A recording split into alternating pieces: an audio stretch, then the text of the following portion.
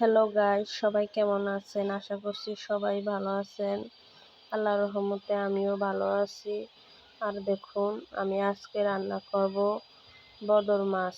এটাকে বদর শুটকি বলে যখন এটারে শুকায়, আর এখন আমি এটাকে কাঁচাই রান্না করব।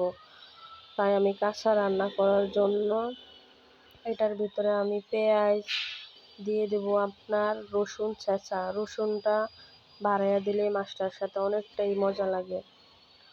আপনার হলুদের গুঁড়া, মরিচের গুঁড়া, লবণ, তেল আমি কিন্তু বাটাও এটার সাথে একটু অ্যাড করব।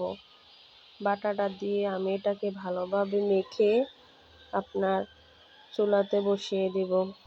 আর তরকারিটা এইভাবে মাখিয়ে সুন্দরভাবে রান্না করলে এত যে এটার টেস্ট আসে, কি বলবো, রান্না করে না খাইলেই না, বুঝবেন না। আর দেখুন, রান্না হয়ে গেলে আমি তরকারিটা দেখুন কতটা সুন্দর কালার হয়েছে।